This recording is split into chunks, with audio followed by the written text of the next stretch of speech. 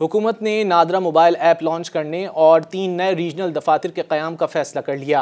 वज़ीर दाखिला मोहसिन नकवी ने वाज़े किया कि कल 17 जनवरी से पाक ID वेबसाइट बंद की जा रही है। अब तमाम खिदमात मोबाइल ऐप पर फराहम की जाएंगी। 3 नए रीजनल सेंटर आज़ाद जम्मू कश्मीर, गवादर और गिलगित बल्तिस्तान में बनाए जाएंगे। वज़ीर दाखिला मोहसिन नकवी का अपने बयान में कहना था कि वेबसाइट के इस्तेमाल में शहरियों बिलखुसूस बैरून मुल्क मुकीम पाकिस्तानियों को मुश्किलात पेश आती थीं।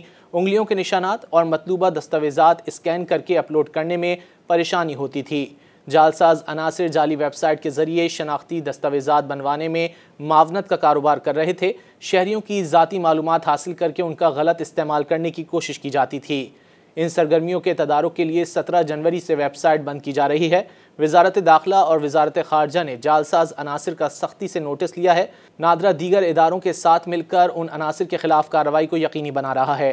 नादरा की मोबाइल ऐप को पहले से बहुत बेहतर बना दिया गया है। शनाख्ती कार्ड, नाइकॉब, POC, बेफॉर्म, FRC समेत तमाम खिदमात मोबाइल ऐप पर दस्तियाब हैं। शहरी घर बैठे मोबाइल ऐप पर शनाख्ती दस्तावेज़ात की तमाम तर कार्रवाई मुकम्मल कर सकते हैं।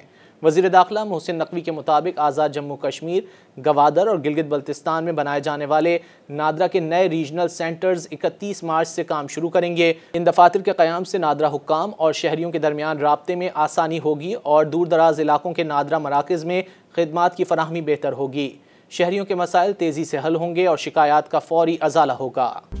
मज़ीद न्यूज़ अपडेट्स और डिजिटल स्टोरीज के लिए सब्सक्राइब करें डॉन न्यूज़ पाकिस्तान।